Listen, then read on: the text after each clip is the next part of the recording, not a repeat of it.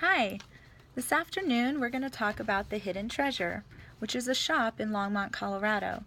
If you Google the term the Hidden Treasure, you'll most likely come up with the parables of the hidden treasure, which is from Matthew 13:44, which says, "The kingdom of heaven is like a treasure hidden in a field." For many people, being able to come to a place to seek something that they've lost, something that they want, something they need or enjoy, is a great pleasure to them. Each of us has lost something before, and when we find it, we're overjoyed. Some of us are intrigued with the history behind an object and want to be part of that history and make it into something new. Others need a prompting to become creative, and searching through these items inspires them. I come from a long line of artists, my mother and my grandmother, and I've dabbled in numerous forms of creativity since I was a little girl. I'm always experimenting with new ideas and techniques. I've been a customer service retail manager for many years, my last being Michael's, which set me up for the knowledge that I have today to be able to do what I do. And what I do is that I own the Hidden Treasure, which is the only store in Colorado that consigns artist finished goods. We consider an artist anybody who sits and crochets to street artists who paint with spray paint. We also consign their arts and crafts supplies, everything from new things to vintage and antique. And then our third component is an open studio and classroom. So when we don't have one of our 15 classes or events going on, people come into the studio, become inspired by each other or by books that we have or things that they can look at, and they just create. Because we're a consignment and donation store, we do end up with things that are very unusual. We have bags of wool that was just sheared from sheep. That's something you won't be able to find at Michael's.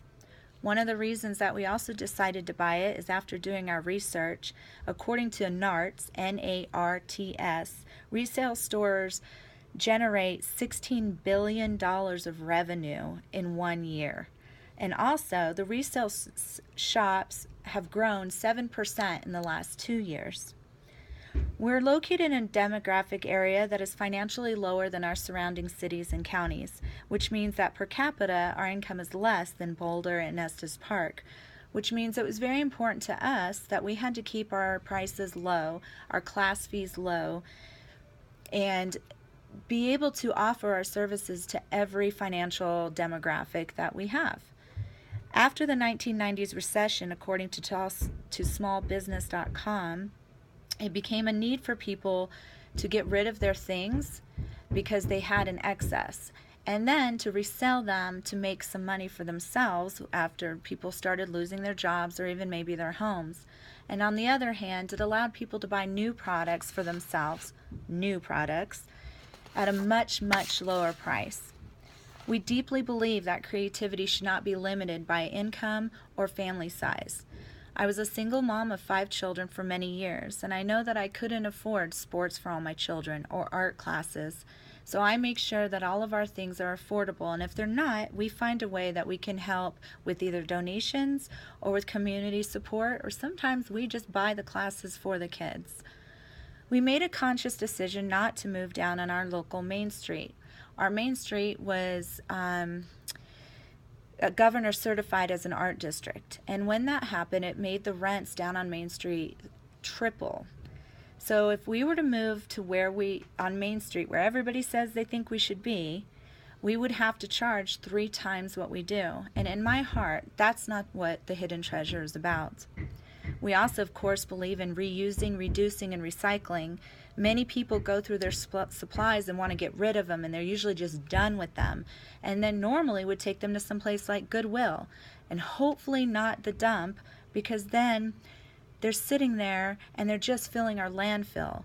If you take them to Goodwill, that's nice, but not everybody will know what they are or what to do with them. If you bring them to us, 1, you could make some money off of them. 2, you inspire creativity, and 3, they're used in the classes to teach everybody so other people don't have to spend so much money on taking a class just to decide they didn't like it. We're not your typical resale store, as I had said before. Our prices are lower than any competitor in our area, including our classes. It's founded on a deep desire to reach and help change the community by using creativity and inspiration for everyone to enjoy. The studio is open daily, and our classes are 3-4 times a week. Donations are accepted and appreciated, but they're not expected. I ask you to think about who we are and what we do, and then to tell me why you wouldn't want to shop here. What store can you buy from that sincerely appreciates your crafts and arts and will help you find resources to sell them online, to sell them here, or even to make them better? What store could you find vintage and antique supplies? Which store could you shop at that offers the supplies, the classes, and then sells the finished product? Not only do we sell you items in our store, but we have 5 to 8 different online avenues that we use for our marketing. We don't have customers, we have friends, and we listen, support, and encourage your creativity. I challenge you to find any other store that would do that for you.